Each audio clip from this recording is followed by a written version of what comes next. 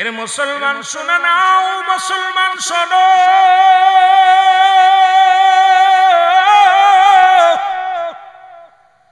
এই রহমতের নবী, কামলিওয়ালা নবী, নবীর সাহাবীরা নবীর কেমন ভালোবাসত যুবকের শোনো। আল্লাহর নবী কার সাহাবী আজকে যুবকদের দেখে মনে পড়ে গেল। সাহাবীর নাম হলো হযরত সালাবা রাদিয়াল্লাহু তাআলা।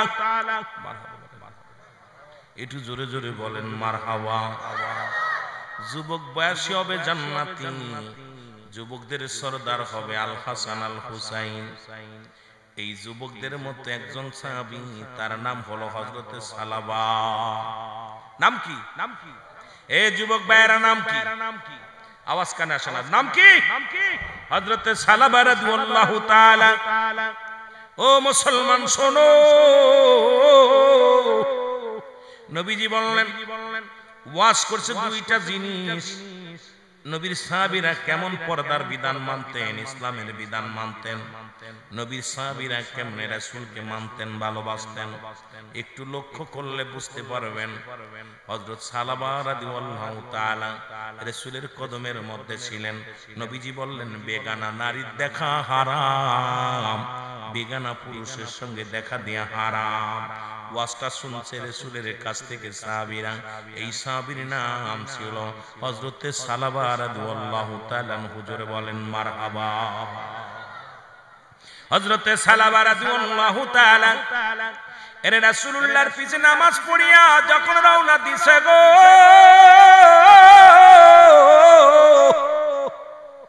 এর আস্তে আস্তে যখন রাস্তা দিয়ে যায়, হঠাৎ এই রাস্তার ভিতর থেকে বাড়ির পাশে থেকে একটা পর্দা লাগানো বাড়ির পাশে, এই পর্দার চাদরটা সরাসরি সরে যায়। ওই বাড়ির ভিতর থেকে একটা মহিলার গোসল করা অবস্থায় দেখে ফেলে সালাবা রাদিয়াল্লাহু তাআলা। যখন গোসল করা অবস্থায় দেখে ফেলছে, সালাবা চোখের পানি ছেড়ে কান্না শুরু করে দিয়েছে। ইয়া রাসূলুল্লাহ, ইয়া হাবিবাল্লাহ, আমি সালাবা জালিমদের অন্তর্ভুক্ত হয়ে গেলাম, আমি নফসের সঙ্গে জুলুম করে ফেললাম। এরে মুসলমান শুনে নাও, আল্লাহ, আমি যে বেগানা নারী চেহারা দেখে ফেললাম গো আমার আল্লাহ, এখন যদি আমার নবীজি জানতে পারে আমি নবীর দরবারে কেমনে মুখ দেখাবো, এখন যদি আমার আল্লাহ রাব্বুল আলামিনের কাছে যদি জিবরিল আমিন, এই মুসলমান শোনো, আল্লাহ যদি জানায়া দেয় জিবরিল যা নবীরে জানায়া দিবে আমি বেগানা নারী দেখে ফেলেছি, আমি কি জবাব দিব রাসূলুল্লাহর কাছে, কি জবাব দিব রে মুসলমান? এ মুসলমান যারা আহলে সুন্নাত ওয়াল জামাতের যুবকেরা আছো, দিলের কান্ডা লাগা শোনো, ইসলামের বিধান নবীর সাহাবীরা কেমনে মেনেছিল আর আমরা কেমনে মানি গো। রাহমাতুল লিল আলামিন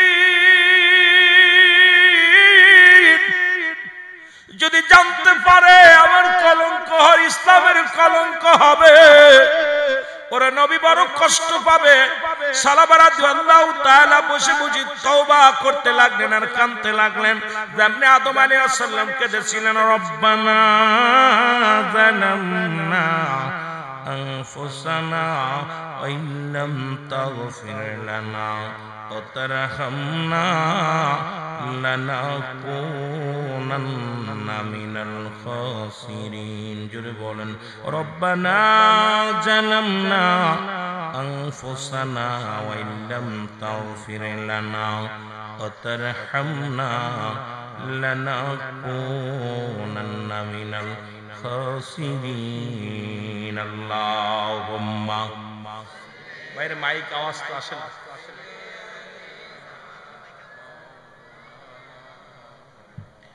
দুইটা মাইক তো দুই ভাষা বানবে না।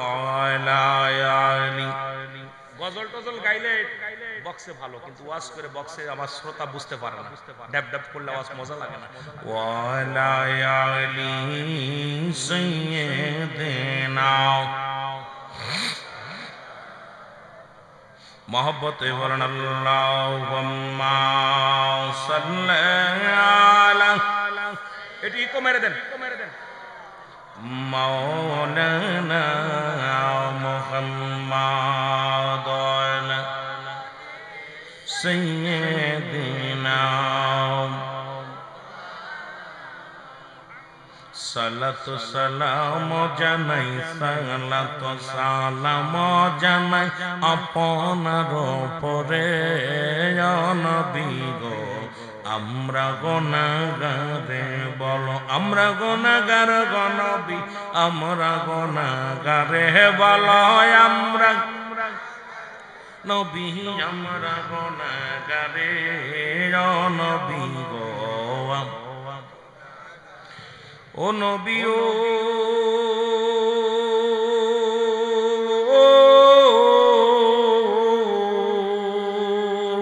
ওর মদিনাতে আসেন আপনাই পাগল বানায়া, ওর মদিনাতে আসেন আপনি পাগল বানায়া।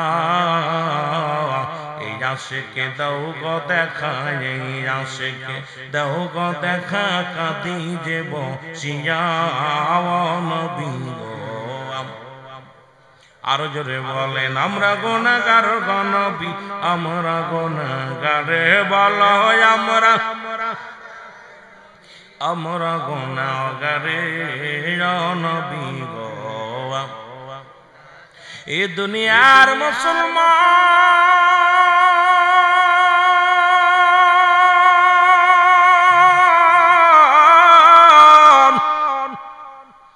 সালাবা রাদিয়াল্লাহু তাআলা কাঁদতে কাঁদতে রওনা হয়ে গেছে গো। আল্লাহ, আমি এই মুখ কোনদিন নবীর দেখাইতে পারবো না। রহমতের নবী যদি জানে আমি বেগানা নারী দেখে ফেলেছি। আরে আমরা যুবক, আজকে পর্দার ওয়াস্ত নাই। আজকে বউ থুয়ে গেলে বিদেশ থেকে, বিদেশে আইয়া বউ পা বড় দায়। জোরে অবস্থা খুব কাইল রে মুসলমান, দুঃখজনক। ওরে বাজানরা শোনো, একটু দিলের কান্ডা লাগা শোনো। হযরতে সালাবা রাদিয়াল্লাহু তাআলা আনহু এর মুসলমান কাঁদতে কাঁদতে জঙ্গলের দিকে রওনা হয়ে গেছে গো। সারা দিন পরে কান্দার ডাকতে বলে, রব্বে কারীম, আমার আল্লাহ, আমি পাপী, আমি গুনাহগার রে আল্লাহ। আমার এই কর্মের কথা যদি নবী জেনে যায়, আমি কেমনে মুখ দেখাবো রাসূলুল্লাহ? আমি আমার মাওলারে আমি কেমনে মুখ দেখাবো?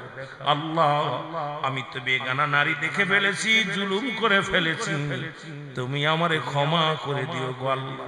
কাঁদতে কাঁদতে সালাবা রাদিয়াল্লাহু তাআলা একদিন নয়, দুদিন নয়, অজার নয়নে কান্দে পাহাড়ি অঞ্চলের মধ্যে চলে গেলেন হযরতে সালাবা। জোরে জোরে চিল্লায় বলা যাবে না আল্লাহ। আমার ভাইরা, আমার বন্ধুরা, আমার কাঁদতে কাঁদতে চোখের পানি পড়িয়া পড়িয়া মুখের গোশতগুলো খসে পড়ে যায়। খানা খায় না রে। সারা দিন পরে পাহাড়ে উঠিয়া কান্দে। সন্ধ্যা যখন নেমে আসে, সালাবা রাদিয়াল্লাহু তাআলা আনহু পাহাড় থেকে নেমে আসে। ও আমার ভাইরা, আমার আল্লাহ রব্বুল আলামিন কান্না দেখে সহ্য করতে পারে নাই। রব্বে কারীমের কাছে চোখের পানির বড় দাম। সালাবার কান্না দেখে জিবরিল আমিনকে যে বলে, জিবরিল রে তাড়াতাড়ি যাও, আমার হাবিবরে জানায়া দাও তার ওই সালাবা যুবক সাহাবীর দিকে যেন একটু নজর করে। জোরে বলা যাবে না মারহাবা। ও যুবক, তোমাদের ইবাদতের বড় দাম রে যুবক। শুনে না, 18 বছরের যুবক, 16 বছরের যুবতী যাবে জান্নাতে। আর এই জান্নাতের সরদার হবে আল হাসান আল হুসাইন। মহিলাদের সরদারিনী হবে খাতুনে জান্নাত মা ফাতিমাতুজ জাহরা। গোটা কুল কায়নাতের জান্নাতের সরদার হবে রাহমাতাল লিল আলামিন। আমার মনে বড় আশা ছিল যাব মদিনায়, আমার মনে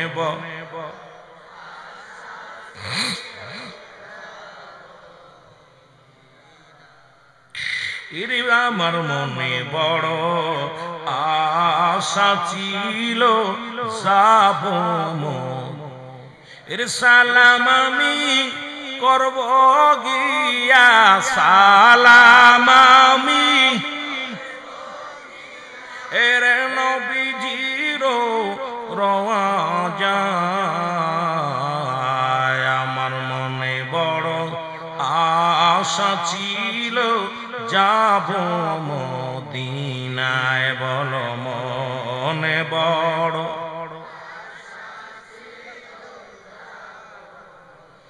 আরব সাগর পাড়ি দিব নাই তোমাদের তরি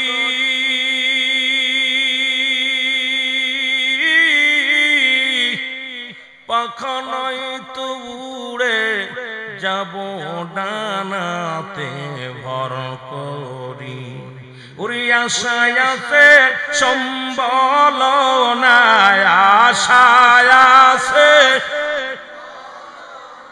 ওরে করি কি উপায় আমার মনে বড় যাব মদিনায় বলো মনে বড়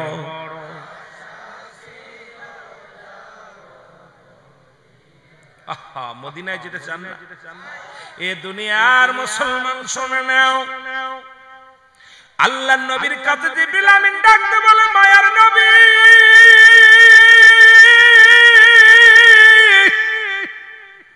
দয়াল নবী গো মায়ার নবী শোনেন গো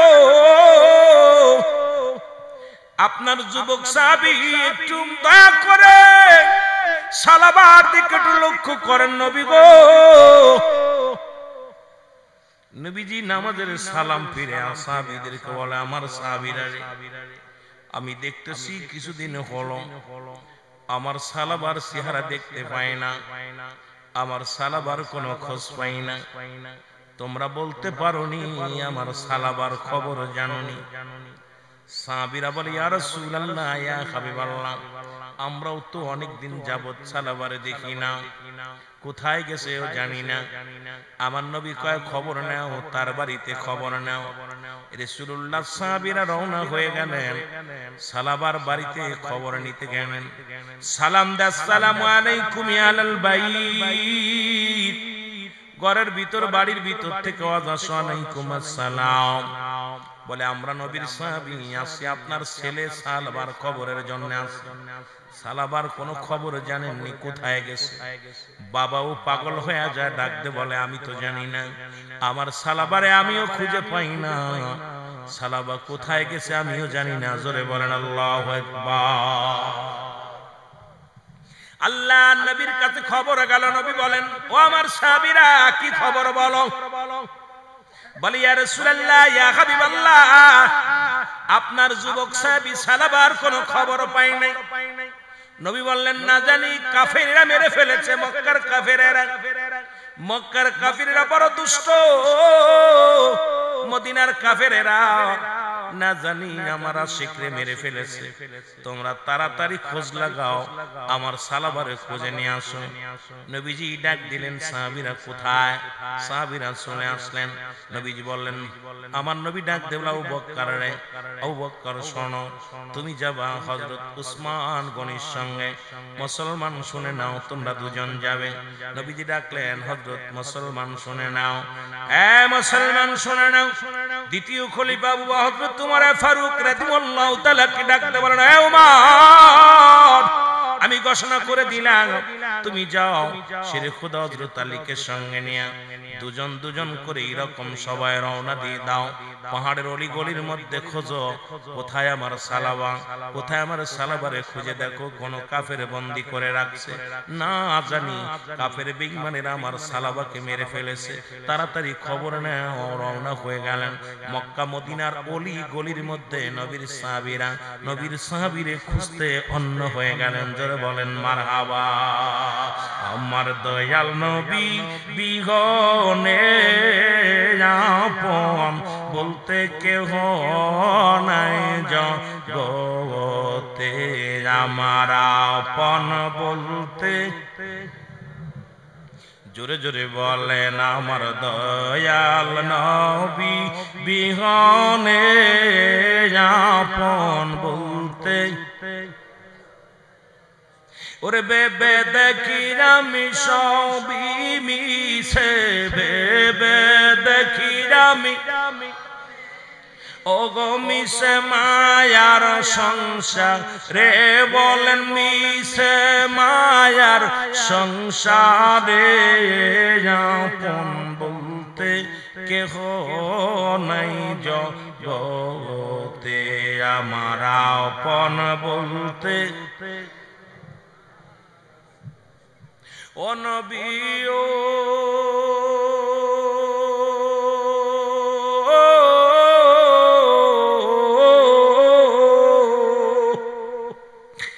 আপনার প্রেমে আসে হইয়া দিওয়ানা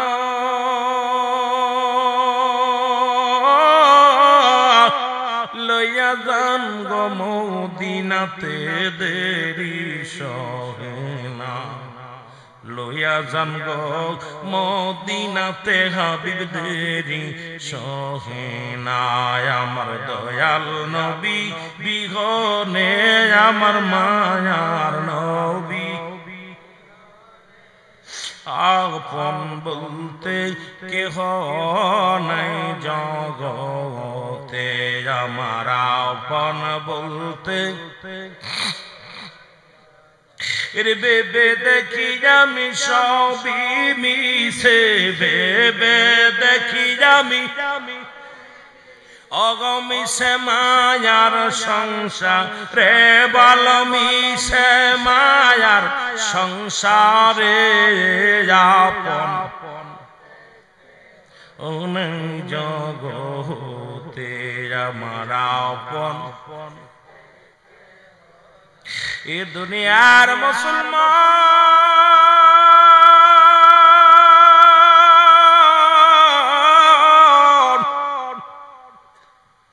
সাহাবীরা পুরো মক্কা মদিনা অলি গলি ঘুরিয়া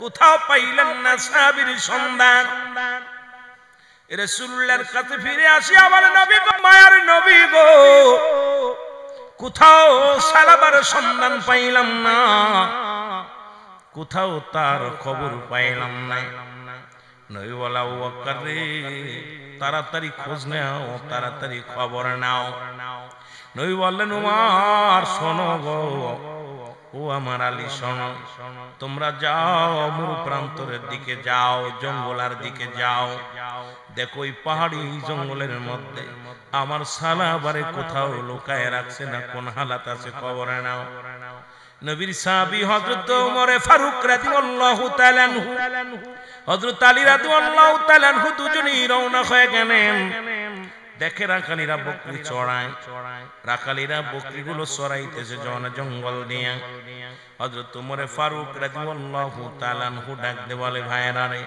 ও আমার রাখাল ভাইরা রে তোমরা কি সালাবারে দেখেছো রাখালিরা বলে সালা বাবার কে বলে আমার নবীর সাহাবী একজন যুবক সাহাবী আজ কতদিন যাবত তারে পাওয়া যায় না তোমরা তার খবর বলতে পারবানি রাখালিরা বলে আমরা তো সালাবারে চিনি না তবে এই রকম একজন লম্বা মানুষ অল্প বয়স এই 22-25 বছর বয়সের এক যুবক আজ কটা দিন হয়ে গেল ওই পাহাড়ের উপরে উঠিয়া কান্দে সকাল বেলা ঘুম থেকে উঠিয়া ওই পাহাড়ের উপরে চলে যায় সন্ধ্যা পর্যন্ত শুধু পাহাড়ে সিজদায় মারিয়া কান্দে যখন সন্ধ্যা গনিয়ে আসে নেমে আসে ওই লোকটা কাঁদতে কাঁদতে তুই কঙ্কাল হয়ে গেছে পাহাড়ের মধ্যে উঠতে পারে না রে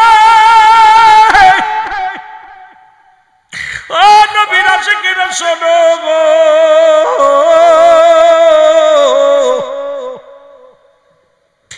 বলে রাখালেরা রে আগে বলো খবরটা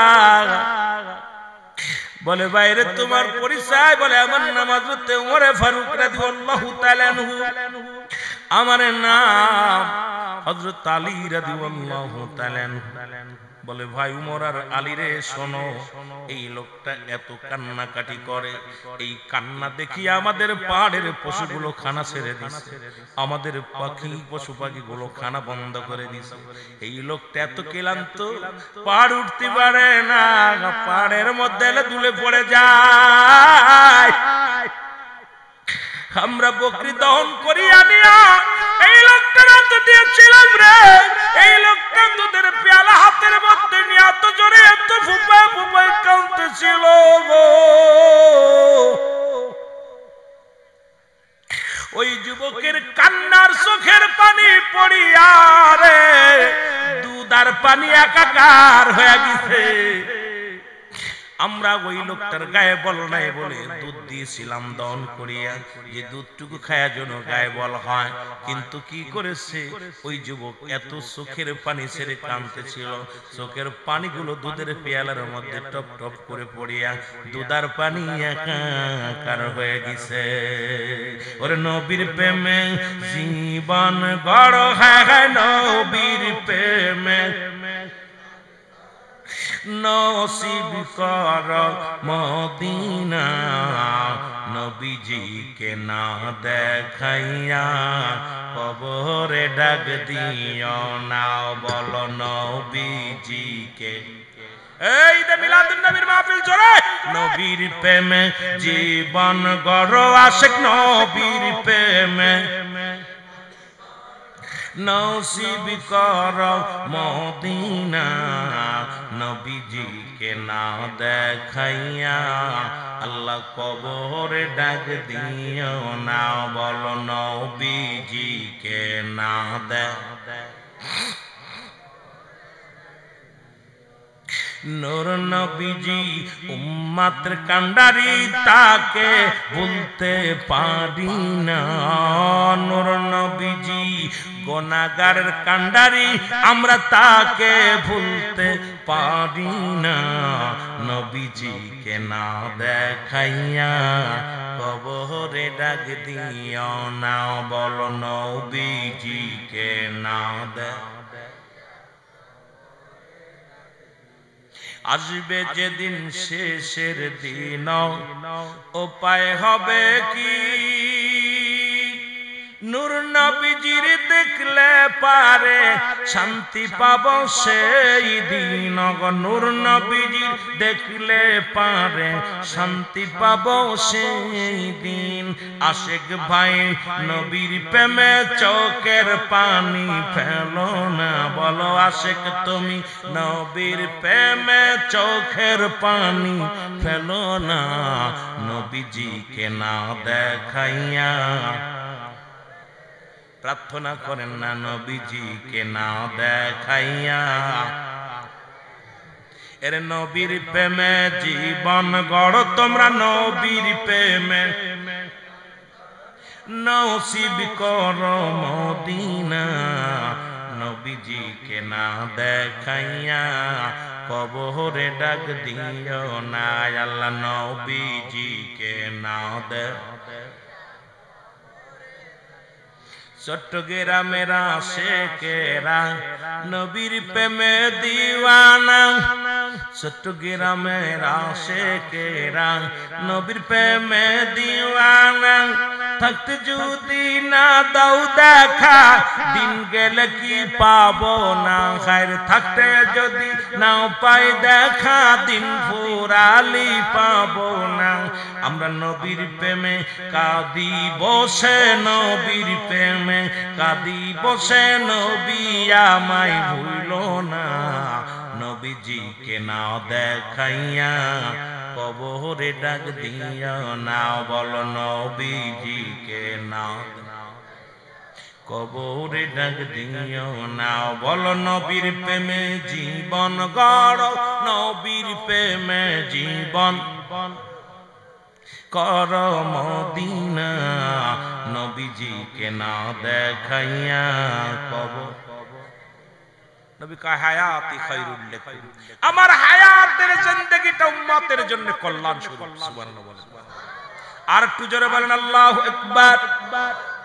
নবীজি দুনিয়ার মধ্যে উম্মতের কল্যাণের জন্য সেই নবীর প্রেমের মালা আমরা গলায় পড়তে চাই কি চাই না? নবী বলেন, কি বলেন? উম্মতিরা রে, আমি নবী দুনিয়ার মধ্যে আগমন করেছি আমার উম্মতের কল্যাণের জন্য। উম্মতের মতো ঘর সংসার করলাম, উম্মতের সঙ্গে কথাবার্তা বললাম, উম্মতিরা যেমনি চলছে আমি এমনি চললাম। এই জন্য আমার দেশের অনেক আলেম ওলামা কয় নবী আমগার মতো মানুষ, কারণ নবী কা উম্মতিরা রে, আমি নবী দুনিয়ার মধ্যে আগমন করেছি, উম্মতের সঙ্গে কথাবার্তা বলতে পেরেছি, আমার উম্মতের জীবন বড় ধন্য। জোরে বলেন সুবহানাল্লাহ। আমার ভাইরা, আমার বন্ধুরা, আমার হযরত ওমর ফারুক ডাকতে বলে, রাখালিরা রে, তাড়াতাড়ি বলো এই পাগলটা কোথায়, ওই পাগলের ঠিকানা কোথায় বলো। রাখালেরা ডাকতে বলে, নবীর সাহাবীরা রে, ওই যে দেখো, এই যে বড় পাহাড় দেখা যায়, ওই পাহাড়ের টিলায় বসিয়া বসিয়া এই আসে পাগল কান্দে রে। ওরে কান্নার আওয়াজে আমাদের বকরিগুলো খানা ছেড়ে দিছে, ওরে কান্নার আওয়াজে আমাদের পশুগুলো খানা ছেড়ে দিছে, তাড়াতাড়ি ওকে লয়ে যাও তোমরা, আরে না হলে আমাদের পশুগুলো না খেয়ে মারা যাবে। তাড়াতাড়ি যাও, তাড়াতাড়ি যাও, তাকে জলদি টানতে নিয়ে আসো। আর একটু জোরে বলেন আল্লাহ। হযরত ওমর ফারুক রাদিয়াল্লাহু তাআলা আনহু ডাকতে বলে, ভাই আলী রে, নিশ্চিত আমাদের সালাবা হবে। তার গঠন এই রকম, শ্যামলা বর্ণের মানুষটা, লম্বাই রকম, চেহারাই রকম। ওরে মুসলমান, রাখালেরা বলার পরে দৌড়াইয়া গেছেন হযরত ওমর ফারুক রাদিয়াল্লাহু তাআলা আনহু। যা দেখে রে নবীর আসে পাহাড়ের উপর বসিয়া কান্দে, আল্লাহ আমি পাপী, আমি বড় গুনাহগার, আল্লাহ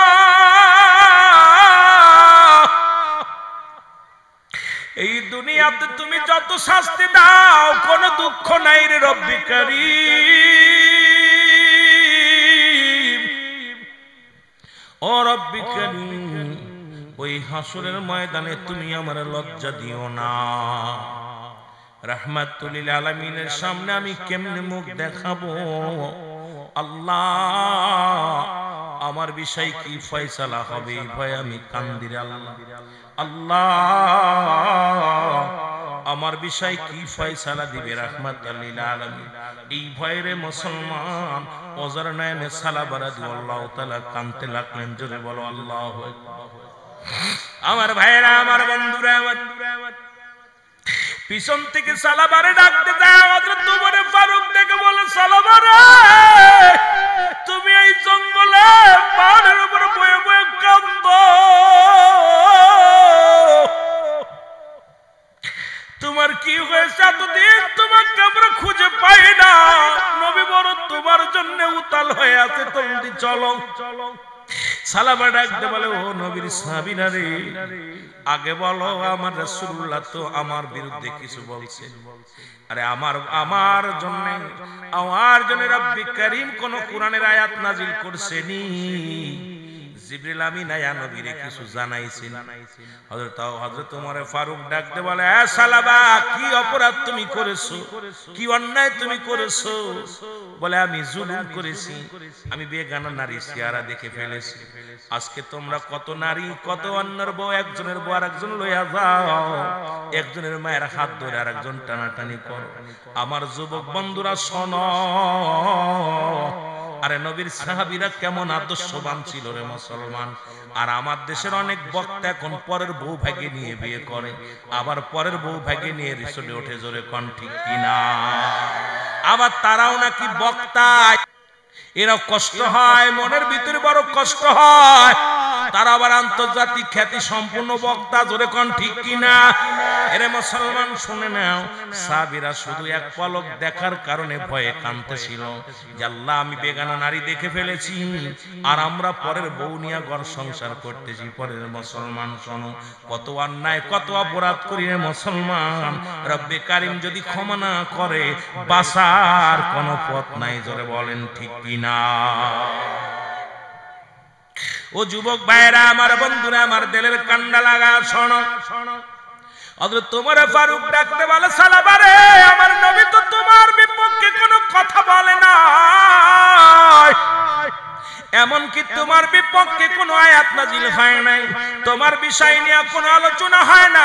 ও সালাবা জলদি চলো, নবী তোমার জন্য অপেক্ষা করে, জোরে বলেন না মারহাবা। সালাবা রাদিয়াল্লাহু তাআলা হাঁটতে পারে না, দুই সাহাবীর ঘাড়ে ভর দিয়ে দিয়ে আস্তে আস্তে করে নেমে আসলেন। দুই সাহাবীর ঘাড়ে ভর করিয়া রাসূলুল্লাহর কদমের মধ্যে আসলেন। নবীজি ডাকতে বলে, সালাবা রে কি করেছ তুমি, কি হয়েছে তোমার বলো।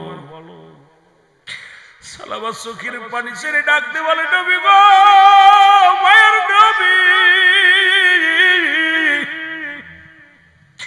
আমি বড় অন্যায় করেছি, আমি বড় ভুল করেছি নবী গো, মায়ের নবী আমি বড় অপরাধ করেছি নবী গো।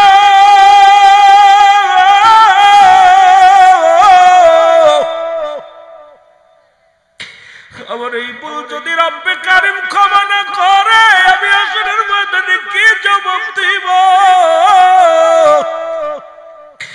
আমার এই গুনার কথা যদি আমার রব্বে কারিম মানুষের জানা দেয় রে, ওই হাসরের ময়দানে আমি কি জবাব দিব? আল্লাহর নবী বলে, সালাবারে তুমি কি এত বড় অপরাধ করেছো, কি এত বড় অন্যায় করেছো, আমি তো কিচ্ছু জানি না। জিবরিল আমিন আসি আমারে কিছু বলে না, রব্বুল আলামিন তো আমারে কিছু জানাই নাই, কি অপরাধটা করেছো? সালাবা বলে, ইয়া রাসূলুল্লাহ, ইয়া হাবিবাল্লাহ, আমি আপনার পিছন থেকে নামাজ শেষ করে যেতেছিলাম, আপনি ওয়াজ করেছিলেন বেগানা নারী চেহারা দেখা হারাম, বেগানা পুরুষের চেহারা দেখা হারাম। নবী গো শুনে নেন, নবী গো, মায়ের নবী, ইয়া রাসূলুল্লাহ আমি যাইতেছিলাম, যাবার পথে হঠাৎ এক বাড়ির সামনে দিয়ে যাইতেছিলাম, বাড়ির পর্দা লাগানো ছিল, বাতাসে পর্দাটা সরে যায়, গোসল করা অবস্থায় এক নারীকে আমি দেখে ফেলেছি। ইয়া রাসূলুল্লাহ আমি কখনো এই অবস্থায় আমি প্রস্তুতি ছিলাম না দেখার জন্য, আমি মোটেও চিন্তা ছিল না মাথার ভিতরে, কিন্তু এমন অবস্থায় আমি দেখে ফেলেছি। ইয়া রাসূলুল্লাহ, ইয়া হাবিবাল্লাহ, ওই গুনাহের কাজটা আমি করে ফেলেছি আমার চোখ দিয়ে, কারণ জিনার গুনাহ করেছি আমি, চোখের জিনা, পায়ের জিনা, হাতের জিনা রে মুসলমান। রাসূল বলছে দুইটা জিনিস যে ব্যক্তি আমার কাছে হেফাজত করতে পারবে, আমি নবী ওয়াদা করলাম হাসরের ময়দানে আমি তারে হাত ধরে জান্নাতে নিয়ে যাব, জোরে জোরে বলেন মারহাবা। এর রাসূলুল্লাহর সঙ্গে কে কে জান্নাতে যেতে চান একটু হাত দুখানা তুলে দেখান।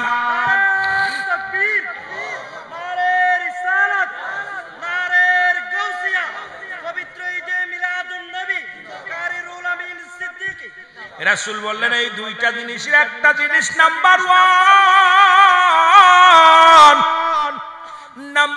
হলো গালের মধ্যে বস্তুরে মুসলমান, এই জিহ্বাটারে এই মুখ দিয়ে গালি দেওয়া যাবে না, মুখ দিয়ে মুসলমান কাউকে গালি দেওয়া যাবে না, কষ্ট দেওয়া যাবে না, এই মুখ দিয়ে গাঁজাই টান দেওয়া যাবে না, বিড়িতে টান দেওয়া যাবে না, এই মুখ দিয়ে মদ খাওয়া যাবে না, এই মুখ দিয়ে ফাইসা কথা বলা যাবে না। এই মুখটা যে ব্যক্তি পবিত্র রাখবে, রাসূল কথা দিছে রে, ওয়াদা করেছে, শোনো সাহাবীরা, যে ব্যক্তি এই মুখটারে পবিত্র রাখবে, এই আল্লাহ নবী বলছে আমি নিজ হাতে তার হাত ধরে জান্নাতে নিয়ে যাব, জোরে বলা যাবে না মারহাবা।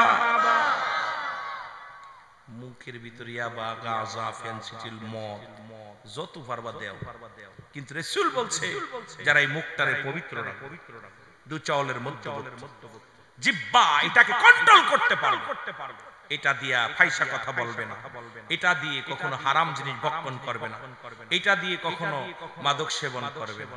এই মুখটা যে ব্যক্তি কন্ট্রোল করতে পারবে, রাসূলুল্লাহ বলছে আমি হাত ধরে জান্নাতে, সুবহানাল্লাহ।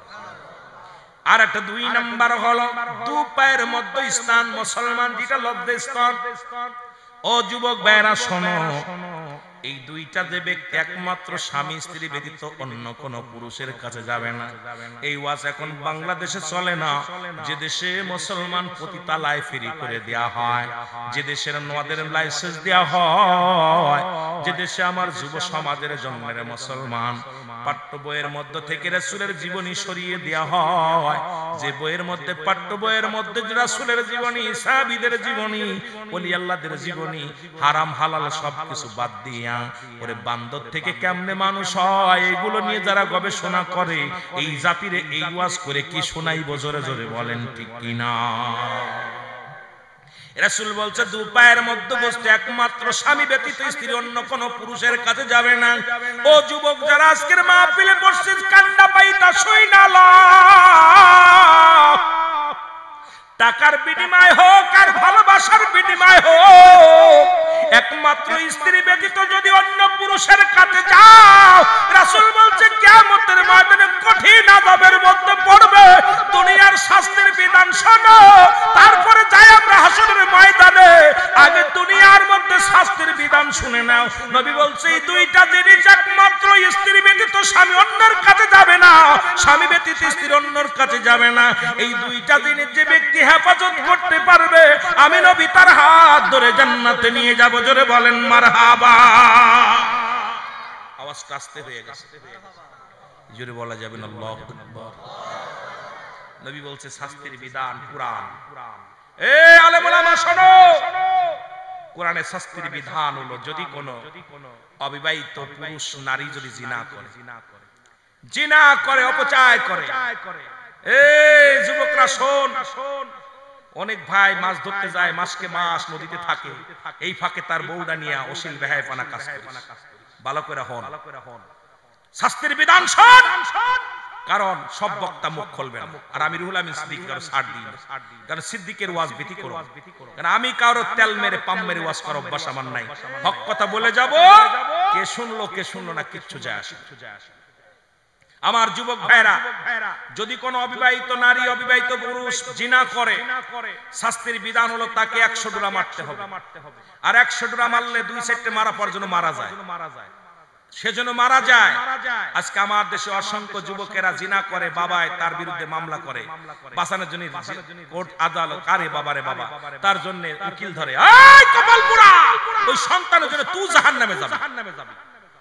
জিনাকারী সন্তান, জিনাকারী ছেলে মেয়ে, ওদের পক্ষে রায় আনার জন্য আদালত থেকে সারাতে যায়। তুই মাননীয় আদালতে যায় বল আমার ছেলেকে আপনারা ফাঁসি দিয়ে মেরে ফেলেন, কারণ ও ছেলে আমার না, ওই মেয়ে আমার না। ওই জিনাকারী সন্তান আল্লাহ পাক আমানত রাখছে, আপনার সন্তান, খেয়ানত করার অধিকার আপনার নাই। আর সেই জিনাকারীর পক্ষে লাখ লাখ টাকা ব্যয় করে। কথা বুঝেন, কষ্ট হয়। ওই যে আমাদের পাশে, আপনাদের এলাকারই পাশে মনে হয় বরিশালে তিন্নি নামে এক মহিলা স্বামীরে মারছে, তার আবার বাবা মোজাম্মেল মাঝে মাঝে দেখে ধ্যান না ধরে, আমি কত বড় বাপ, জিনাকারীর বাপ। কারণ এই সমস্ত জিনাকারী ভালো করে শুনতে হবে, কারণ জিনাকারী সন্তান, জিনাকারী মেয়ে, জিনাকারী ছেলে, এদেরকে দুনিয়া থেকে কতল করে মেরে ফেলে, কারণ এদের জন্য আপনি জাহান্নামে যাবেন। যদি কথা বলবি না, যদি কোন যুবক অবিবাহিত নারী অবিবাহিত পুরুষ জিনা করে, শাস্তির বিধান হলো 100 ডোরা মারতে হবে। 2 সেটে মারার পর যদি মারা যায়, কারণ যেহেতু তারা অবিবাহিত ছিল, এই কারণে তারা জানাজা পাবে, এই কারণে তারা কাফন পাবে, দাফন পাবে। যদি দাফন করার পর যদি বাকি অংশ থাকে, তাদের কবর উপরে মারতে হবে। যদি না থাকে আলহামদুলিল্লাহ, এমন ভাবে মারতে হবে যেন মারা যায়, জোরে জোরে মারতে হবে। আস্তে আস্তে খালি এরকম তেল মনে আসতে জুতার বাড়ি দুটো মেরে মাফ করে দিবে, এরকম এই বিধান তো নাই। এই বিচারের কথা যদি আমি বলি, কালকে আমার হাতে হাত করা দাঁড়াবে বাংলাদেশ প্রশাসন, বাংলাদেশের আইন নিয়ে আমার বলবে তুই এই বিচারের এই রায় বেশি কইছে কিনা। আমার দেশে তো কোনো বিচার নাই, তারা নিজেরাই হলো জিনাকারী। জোরে বলেন ঠিক কিনা? আমার দেশে বড় বড় মন্ত্রী মিনিস্টার, আমার দেশিরা এই নট্টটি নিয়া, তারা পতিতালা নিয়া ফুর্তি করে, বউ থুইয়া। অনেক প্রমাণ পাওয়া গেছে, দেখা যায় স্বামী স্ত্রী থুইয়া তারা মন্ত্রী হইয়া পরের মেয়ে নিয়ে, পরের বিবি নিয়া, নায়িকা গায়িকা নিয়ে তারা আনন্দ করে। এই দেশে এটা ফুর্তি চলবে না, এটা আউলিয়া ইকরামের দেশ, এদেশে মুসলিমের দেশ, এদেশে আল্লাহর ওলিদের দেশ, এই দেশে কোনো ভণ্ডদের স্থান হবে না। জোরে বলেন ঠিক কিনা? আর জোরে বলেন ঠিক কিনা? আমার দেশের কত মন্ত্রী দেখছি পতিতালয় নিয়ে নাচানাচি করতেছে, আমরা দেখছি, এগুলো সব দেখছি। বাবারা আমার, এইবার শুধু অবিবাহিত থাকার কারণে এদেরকে শাস্তির বিধান এটা আছে, যারা জানাজা পাবে আল্লাহ এটুকু মাফ করেছে, যারা জানাজা পাবে, কাফন পাবে, দাফন পাবে। যদি কোনো বিবাহিত নারী বিবাহিত পুরুষ জিনা করে তাদের শাস্তির বিধান হলো এই নাভি পর্যন্ত মাটির নিচেই পুঁততে হবে। ভালো করে শোনেন, খণ্ডন করার মতো ক্ষমতা কোন আলেমের নাই, কোন মুফতির নাই, মাফ করার অধিকার কোন মৌলবীর নাই। কোন মৌলবী মুন্সি মাফ করতে পারবে না, কোন মুফতি মাফ করতে পারবে না। কারণ ইসলামের বিধান যেটা, কোরআনের বিধান যেটা, নাভি পর্যন্ত মাটির নিচে পুঁততে হবে, কঙ্কার সুরে মারতে হবে, পাথর সুরে মারতে হবে। যতক্ষণ পর্যন্ত মৃত্যুবরণ না করবে তাকে মারা বন্ধ করা যাবে। নিশ্চিত হয়ে যাবেন যে মারা গেছে, নিশ্চিত হয়ে যাবেন যে মারা গেছে। মারা গেলে তখন তার লাশটা খুঁজে উঠাইতে হবে, খুশে উঠাইয়া দিবালয়ে কুকুর শিয়াল দেখাওয়া দিতে হবে। কোন বিবাহিত নারী বিবাহিত পুরুষের জানাজা হবে না, বিবাহিত নারী বিবাহিত পুরুষের কোন কাফন দেওয়া যাবে না, বিবাহিত নারী বিবাহিত পুরুষের কোন জানাজা হবে না, তাদের কোন কবর দেওয়া যাবে না। ইসলামের বিধান হলো কোন বিবাহিত নারী বিবাহিত পুরুষ যদি জিনা করে তাদের জানাজা, কবর, তাদের জানাজা, দাফন, কাফন এগুলো কিচ্ছু হবে না। এদের দিবালয়ে কুকুর শিয়াল দেখাওয়া দিতে হবে। একটা বিচার যদি আপনাদের এই বাঁশখালীর জমিনে হতো, আমার বিশ্বাস এই জমিনের মধ্যে এই পাপ রাজ্য ঢুকতে পারতো না। জোরে বলেন ঠিক কিনা? আরো জোরে বলেন ঠিক কিনা? কথা কি বুঝছেন? এখন যারা এগুলো করে ফেলেছেন বউ থাকতেও এখনো সময় আছে, গোপনে তওবা করেন, যদি আল্লাহ মাফ করে আলহামদুলিল্লাহ। কিন্তু আপনাকে কবর দেওয়া জায়েজ হবে। এলো দুনিয়ার শাস্তি, কবরের শাস্তি আরো আছে। কবরের শাস্তিটা কি কঠিন, এটা রাসূল পাক এই 27 রজবে নবীজি মিরাজে যায় সব দেখে আসছে কাদের কি অবস্থা হবে। এগুলো নিয়ে আলোচনা করলে আপনি পাইতেন, কিন্তু দুঃখের বিষয় আমি তো ওদিকে যেতে পারি না। তবে একটা কথা বলি, এলো দুনিয়ার শাস্তি বুঝেন না। এখন যারা গোপনে করে ফেলেছেন, রাত্রে কানবেন, বসে বসে কানবেন, আল্লাহ আমি ভুল করেছিলাম, নফসের খায়েছে পড়ি, আল্লাহ আমার তুমি মাফ করে দাও। কারণ এই মাটিতে আপনাকে মাটিতে শোয়ানোর কোনো এখতিয়ার নাই, কাফন পাবেন না, দাফন পাবেন না, এর চাইতে ভয়ঙ্কর আর কি থাকতে পারে? আল্লাহ এইরকম গজব যদি আল্লাহ আমাদের দিয়া দেয়। আজকে আমেরিকা দেখছেন আগুন ধরে গেছে পানির মধ্যে, এটা গজব, পানির মধ্যে আগুন ধরতেছে। এগুলো গজব দেখা পরও মানুষ সচেতন হয় না। এরে ইন্ডিয়ার দাদারা, তোমরা মুসলমানদের লাথুয়ে রাস্তা থেকে লাথুয়ে লাথুয়ে নামাজ বন্ধ করতেছো, মসজিদগুলো ভেঙে তোমরা মন্দির খুঁজতেছো। আলহামদুলিল্লাহ দেখা গেছে মন্দির খুঁজতে যায় দেখছে মসজিদের ভিতর আরেকটা মসজিদ। সুবহানাল্লাহ বলেন, আরো জোরে বলেন। গতকালকে নিউজ দেখছেন, ওরা মসজিদ ভেঙে কইসের ভিতরে মন্দির আছে, যখন মসজিদটা আবার খুঁজছে তলে দেখা আরেকটা মসজিদ। সুবহানাল্লাহ বলেন। আল্লাহর ঘর ভেঙে, এইজন্য আমি বলি আমাকে যদি আজকে মন্ত্রী বানায় দেয়া হয়, আগামী কাল আমি আপনাদের সামনে বাংলাদেশে 1000 মন্দিরের ভিতরে মসজিদ খুঁজে পাবো না। যারা বলেন ঠিক কিনা? ঘোষণা করে দেব অমুক মন্দিরের ভিতরে মসজিদ আছে, কারণ মোদি দাদার ক্ষমতা আছে, সে এখন রায় ঘোষণা করে দিছে যে মসজিদের ভিতরে মন্দির আছে। আহা, মুসলমানদেরকে নির্যাতন করো না, মুসলমানেরা গুক্কু সাপের জাত, এইটা যখন সবল মারবে বাগের লেজ দিয়ে কান খাজুতি যেও না, সবল যখন মারবে শেষ হয়ে যাবে। যারা বলেন ঠিক কিনা? মুসলমানদের চোখের পানির অনেক দাম, মুসলমানদের চোখের পানির অনেক দাম, এদেরকে কষ্ট দিও না। আমার বাবারা, আমি যেহেতু কাউকে আঘাত করে কথা বলতে পারি না, আর বলিও না, আমার অভ্যাস কারোর গিবাত করে করা না, এই জন্য আমি ওদিকেও যাব না। তবে একটা কথা আমি আপনাদেরকে বলে যাই, শাস্তির বিধান যেটা বলে গেলাম, এর থেকে কোনো একটা আর বাঁচার কোনো পথ নাই। যদি আল্লাহ মাফ করে আলহামদুলিল্লাহ, যদি কোনো আল্লাহ মাফ করে দেয়।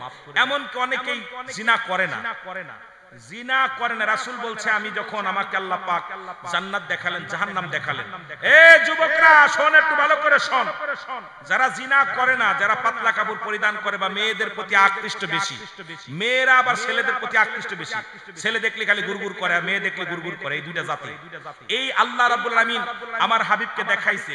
রাসূল বললেন আম্মা জান আয়েশাকে, আয়েশারে আমি দেখলাম এক শ্রেণী পুরুষের লজ্জাস্থান দিয়ে আগুনের ফুলকি বাইর হচ্ছে। শোন ভালো করে, এই সুন্নি জামাতের ভাইরা, আমাদেরকে এই ওয়াজগুলো শুনতে হবে, করতে হবে।